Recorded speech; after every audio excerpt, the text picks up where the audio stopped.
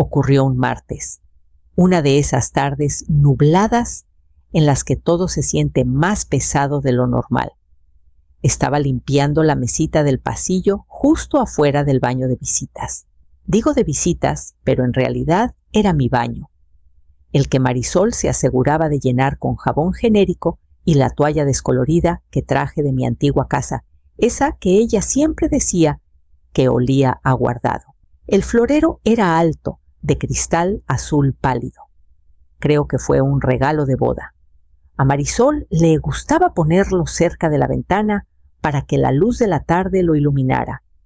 Lo había limpiado muchas veces antes, pero ese día, al estirarme para limpiar el estante de abajo, mi mano tembló ligeramente, los dedos entumidos por la corriente fría que siempre se colaba bajo la puerta. El trapo rozó la base del florero. Se tambaleó. Intenté atraparlo, demasiado lenta. Se estrelló contra el suelo de cerámica en un estallido limpio repentino. No fue ruidoso, solo lo bastante agudo para romper el silencio. Me agaché de inmediato, con el corazón latiéndome en los oídos. «Lo siento mucho», susurré, sin dirigirme a nadie en particular, tal vez al propio florero. El agua se derramó entre las grietas, empapando la tela suave de mis pantuflas. Entonces escuché pasos, pesados, rápidos. César apareció primero. Su rostro ya estaba crispado, como si hubiera estado esperando cualquier excusa para estallar. «Ya ni siquiera puedes tener cuidado», espetó su voz resonando en el pasillo. Eso era de la tía de Marisol. «Lo limpiaré», dije en voz baja, alcanzando los pedazos más grandes. No esperaba que se arrodillara a mi lado, pero tampoco esperaba lo que vino después.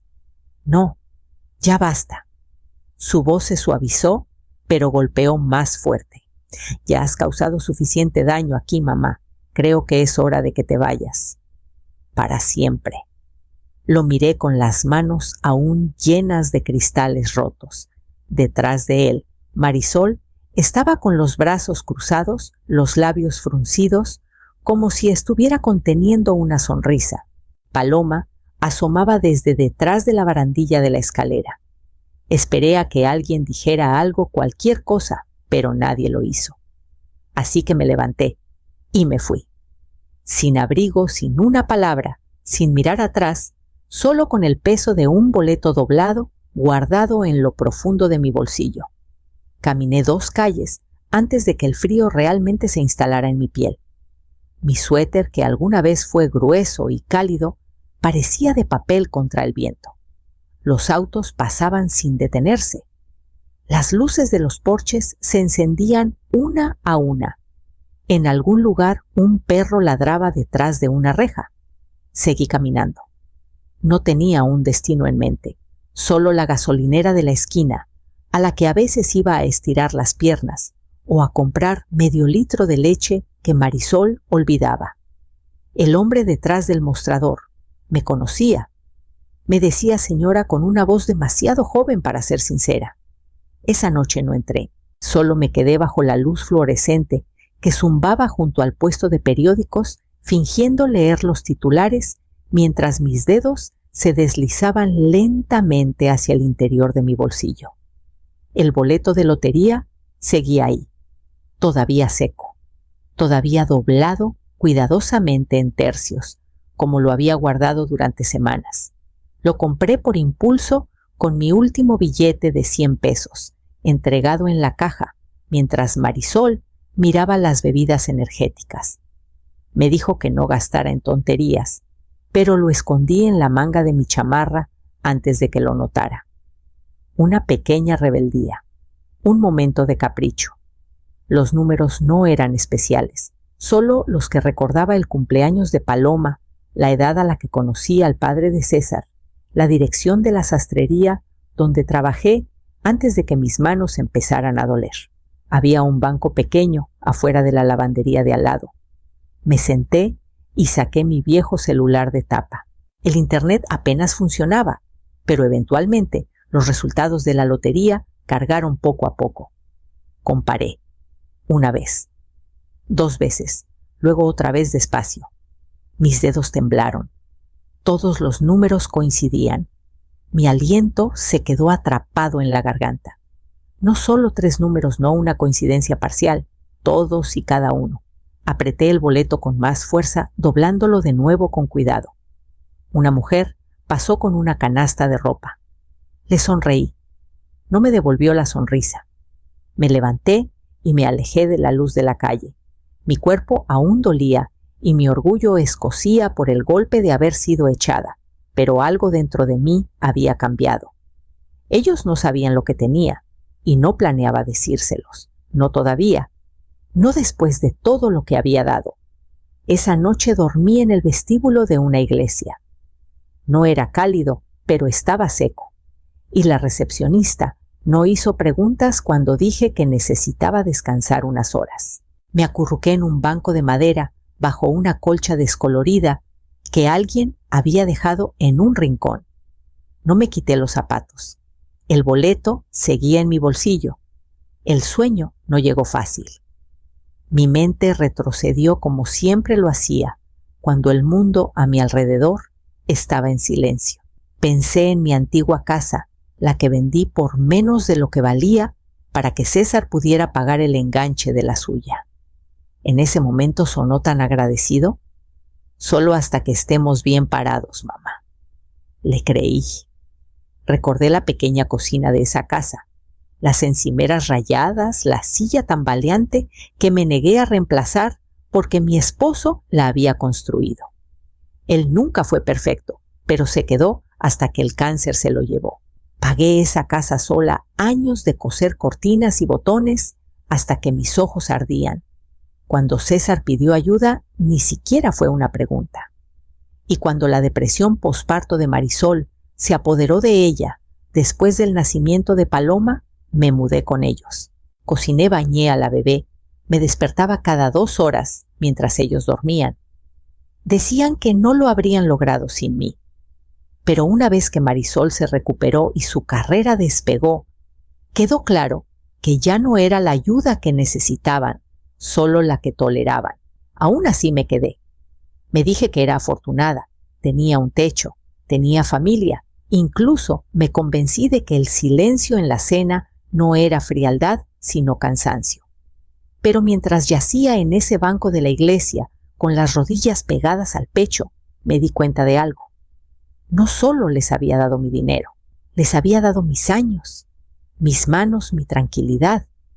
Y ellos me dieron un silencio roto y una puerta a la calle. Afuera el viento aullaba contra las vidrieras. Sostuve el boleto cerca de mi pecho y respiré lentamente. Por la mañana supe que no volvería ni a esa casa ni a ese papel nunca más. Por la mañana caminé hasta el comedor cerca de la terminal de autobuses. Era pequeño, ruidoso y olía a café quemado, pero estaba abierto. Pedí un plato de avena y un café negro con el último billete de 50 pesos que me quedaba. La mesera me miró de arriba abajo, pero no dijo nada. Solo era otra mujer invisible ocupando una mesa. Comí despacio pensando en las últimas semanas en esa casa, la casa de mi hijo. El frío no estaba solo en el aire, estaba en la forma en que Marisol dejó de mirarme como si el contacto visual pudiera admitir que aún estaba allí. Estaba en las notas pasivo-agresivas que César dejaba en el refri. No olvides limpiar las encimeras. Por favor, no quemes el arroz otra vez. Paloma la dulce. Paloma también se había vuelto silenciosa conmigo. Antes me ayudaba a doblar la ropa o se sentaba a mi lado mientras cosía botones. Últimamente apenas levantaba la vista de su celular. El frío tenía un ritmo. Marisol donó mi chamarra sin preguntar. Dijo que era demasiado vieja y estorbosa para conservarla. César desconectó el teléfono fijo que usaba cuando mi celular dejó de funcionar. Sin explicación. Un día simplemente dejó de sonar. Mi cuarto, el cuarto de visitas como lo llamaban, se hacía más pequeño cada mes. Primero desapareció el librero, luego la lámpara extra, después el espacio en el cajón. Marisol dijo que lo convertiría en su cuarto de meditación, como si eso justificara apilar mis cosas en una caja de plástico en el pasillo. Me había vuelto cuidadosa con cada paso que daba, cada respiro que soltaba. Limpiaba en silencio. Cocinaba sus comidas de memoria. Nunca pedí nada. Ni siquiera subía el termostato cuando me congelaba. No quería causar tensión, como dijo César una vez. Me dije que estaba siendo respetuosa. Ahora veo que estaba siendo borrada. Salí del comedor, con el estómago lleno pero el pecho vacío. Aún así, el boleto en mi bolsillo latía como un pulso constante silencioso esperando. Pasé por una inmobiliaria con un letrero de "Se solicita ayuda" pegado en el cristal y seguí caminando. Caminar hasta la oficina de la lotería requirió 2 camiones y un tramo de 15 minutos por una banqueta agrietada llena de hierba. El edificio estaba escondido entre una tienda de video cerrada y un centro de préstamos. No parecía un lugar donde las vidas cambiaran. Pero entré de todos modos. El recepcionista era un joven con un diente roto y una placa que decía Emiliano. Me saludó con esa cortesía vacía reservada para los ancianos y los desaliñados. ¿Viene a revisar un boleto?, preguntó ya extendiendo la mano. Asentí entregándole el papel doblado con tanto cuidado como pude. Lo escaneó, luego se detuvo. Sus ojos se abrieron ligeramente y ladeó la cabeza como si no pudiera creer lo que veía. Señora, creo que querrá hablar con mi supervisora. Mi corazón comenzó a latir más rápido, no de emoción, sino de miedo. Miedo de que no fuera real, o peor de que lo fuera y alguien intentara quitármelo. 10 minutos después, una mujer con un blazer azul marino me llevó a una pequeña oficina. Su tono era tranquilo, ensayado, pero noté cómo alisó su blusa antes de sentarse. Señora Salazar, comenzó, hemos verificado su boleto. Coincide con los números ganadores del sorteo del sábado pasado. Asentí lentamente. ¿Y la cantidad?, susurré. 52 millones de pesos, dijo mirándome a los ojos. Después de impuestos, recibirá aproximadamente 40 millones. No lloré, no grité. Solo me quedé muy quieta, con las manos cruzadas en mi regazo, dejando que las palabras se asentaran en mis huesos. Me entregó un paquete de formularios y explicó mis opciones: suma total, anualidades, cuentas nuevas. Escuché, pero ya lo sabía. Les pedí que transfirieran el dinero a un banco nuevo, no al que estaba ligado a la casa de mi hijo. Un nombre limpio, un comienzo fresco. Isidora Salazar, titular única de la cuenta. Cuando salí del edificio, el viento atrapó mi chamarra y levantó el cuello alrededor de mi rostro. Por primera vez en años no me molestó. Pasé por una cafetería, me detuve y sin razón alguna compré un pay de limón. Lo comí despacio, sentada en una mesa de metal afuera de la cafetería, viendo el tráfico de la tarde pasar. La corteza se desmoronaba justo como debía, y el relleno era lo bastante ácido para hacerme fruncir la boca. No había probado algo tan indulgente en años. Ni siquiera sabía si me gustaban los pies de limón. Solo sabía que no tenía que pedir permiso para probar uno. El café que pedí para acompañarlo vino en un vaso de papel con mi nombre mal escrito, Isidora. Sonreí. Ese pequeño error ridículo parecía un nuevo capítulo, no exactamente quién era ni quién solía ser. Tal vez eso era algo bueno. Nadie sabía dónde estaba. César no había llamado. Marisol no había mandado mensajes. No tenía ni idea de que había ido a la oficina de la lotería, ni de que ahora tenía más dinero del que probablemente verían en su vida, y tenía la intención de mantenerlo así. No planeaba regresar a esa casa. No había sido un hogar para mí en años. Seguí caminando ese día, paseando por calles que no había recorrido en mucho tiempo. Pasé por la tienda de telas, donde solía comprar retazos para acolchados, mucho antes de que mis dedos se endurecieran. Me detuve afuera de la biblioteca, vi a los niños salir con libros arrugados y audífonos. Pasé por una mujer que vendía tamales desde una hielera cerca de la parada de camión y compré 2. uno para la cena, uno para el desayuno. De vuelta en la iglesia, me ofrecieron un catre en una habitación trasera. Les agradecí, pero decliné. Había reservado una habitación modesta en un motel del centro nada lujoso, pero era mía por esa noche. Cuando giré la llave en la puerta, sonó con una certeza silenciosa. Nadie había dejado las luces encendidas para mí. Nadie había movido mis cosas ni suspirado cuando entré. El silencio no era hostil, era paz. Me recosté en la colcha rígida, con la caja del pay de limón a mi lado medio vacía, y un cuaderno pequeño que compré en la farmacia de la esquina. Esa noche comencé a escribir una lista de lo que necesitaría para una vida vivida a mi manera.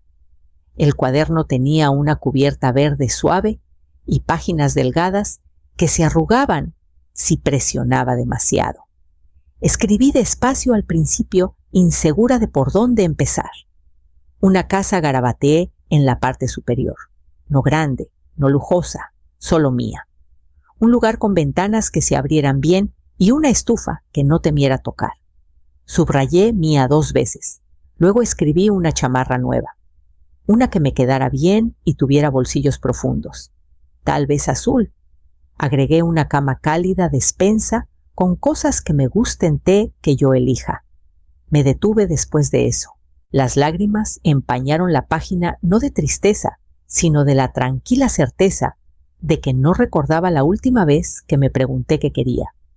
No qué se necesitaba, no qué se esperaba, solo qué quería. Mientras escribía, recordé cosas pequeñas. La radio que ponía cuando cocinaba antes de que Marisol dijera que le daba dolor de cabeza. El esmalte amarillo que compré una vez, pero nunca usé. Una foto en blanco y negro de mi esposo y yo en nuestra boda perdida en una mudanza tal vez tirada. Llené 2 páginas esa noche. Algunas cosas eran prácticas, un celular nuevo, una cita en el banco, revisiones médicas. Otras eran sueños frágiles, que aún no sabía cómo reclamar risas sin pedir disculpas, mañanas tranquilas, alguien diciendo gracias y sintiéndolo de verdad. Al día siguiente, llevé el cuaderno al banco.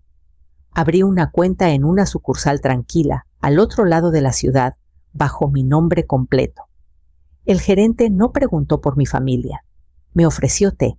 Té de verdad, no de máquina expendedora.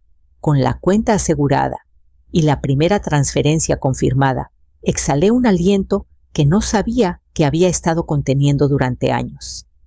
Mis manos aún temblaban, pero no de miedo, solo el temblor de una mujer que despertaba. Esa tarde pasé por una casita de ladrillo con un letrero descolorido de "se vende" por el dueño clavado en el césped. Tenía un columpio en el porche y persianas torcidas. Algo en ella me detuvo. Saqué mi celular y marqué el número pintado en el letrero. La mujer que contestó el teléfono sonaba mayor, con una voz como grava suavizada por miel. Se llamaba Amparo. He intentado venderla por un tiempo, dijo. Han venido a verla, pero nadie serio. Le dije que pasaría esa tarde si no le importaba. No le importó. La casa era aún más pequeña de lo que parecía desde la calle. Las persianas estaban desgastadas y uno de los escalones del porche se hundía ligeramente al pisarlo, pero el columpio se mecía con la brisa y un gato que no conocía rozó mis tobillos como si ya perteneciera allí. Adentro olía ligeramente a aceite de limón y madera gastada. Las habitaciones eran tranquilas y humildes. Una cocina iluminada por el sol con gabinetes viejos, 2 recámaras con pisos que crujían, un pasillo estrecho que me recordaba a la casa que vendí por César. Podía imaginar una tetera en la estufa, mi colcha en la cama, paz viviendo en cada rincón.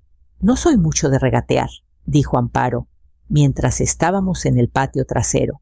Si te gusta, es tuya por el precio que puse, sin juegos. Asentí. Pagaré de contado, dije. Sus ojos se abrieron.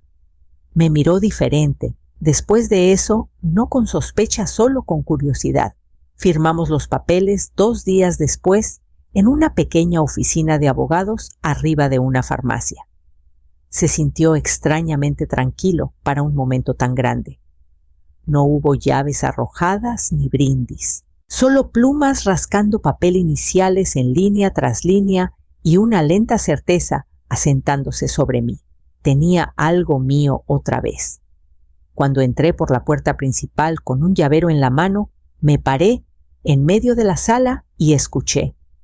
No había voces llamándome a la cocina. No había pasos sobre mi cabeza. Solo el sonido del columpio golpeando suavemente contra la baranda del porche. Desempaqué mi cuaderno y lo puse en la repisa. Mi lista estaba esperando. Yo también. Esa noche, después de preparar té en mi propia cocina, me senté en el porche y marqué el único número que aún no había llamado el de Paloma. Su voz fue suave cuando contestó. Hubo una pausa antes de que hablara. Abuela, dijo su voz más pequeña de lo que recordaba. Soy yo, respondí en voz baja. Pensé que no tenías teléfono. No tenía, dije, pero ahora sí.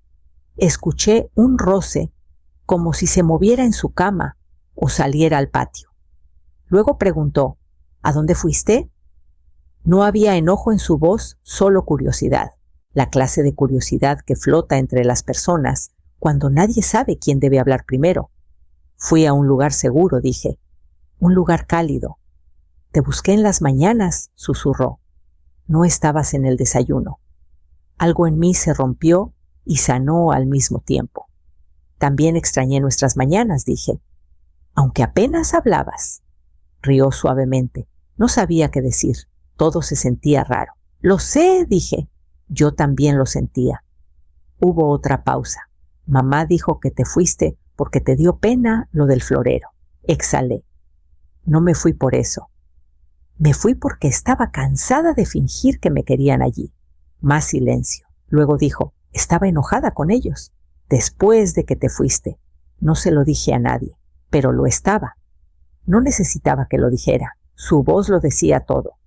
Ahora tengo una casa nueva, le conté, pequeña con un porche y un piso que cruje. Voy a plantar jitomates. Tal vez colgaré unos carillones. Se quedó callada. Luego, puedo visitarte. Si quieres, dije. ¿Solo si quieres? Quiero. Sonreí y cerré los ojos. Entonces te daré la dirección. Puedes venir a tomar té. Tal vez horneemos algo dulce. Recuerdo tus galletas de limón, dijo. Mamá nunca las hace. Te guardaré un poco de masa, respondí. Después de colgar, me quedé en el porche escuchando el zumbido de los grillos de verano. El sol ya estaba bajo y el columpio se movía suavemente con la brisa. Pensé en lo que traería el mañana.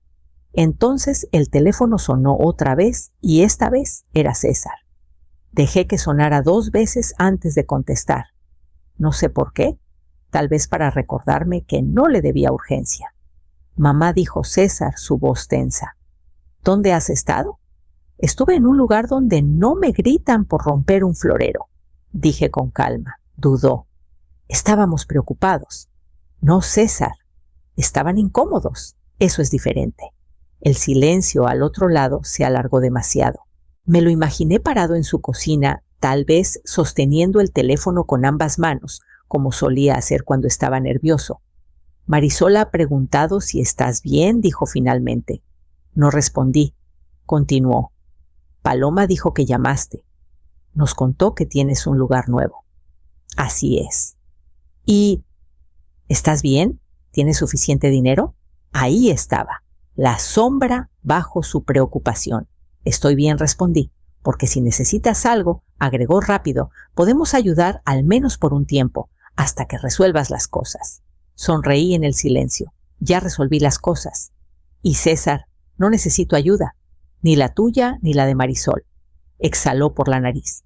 No tenía que ser así, pero lo fue, dije. Solo que no lo viste hasta que me fui. Otra pausa. Entonces, ¿esto es todo? Creo que siempre lo fue. Solo que no notaste cuando me desvanecía. Solo notaste cuando ya no estaba. No respondió. Podía escuchar el zumbido leve de su refrigerador de fondo. Esa casa fría, esa vida silenciosa y cuidadosa por la que caminé de puntitas. Les deseo lo mejor, dije mi voz firme, pero no voy a volver. Mamá colgué antes de que terminara, no por enojo, solo por certeza. Adentro mi té se había enfriado, pero no me importó. Alcancé mi cuaderno en la repisa y taché una línea más cierre. Luego abrí una página limpia y escribí una sola frase en letras grandes y claras. Ya no soy invisible.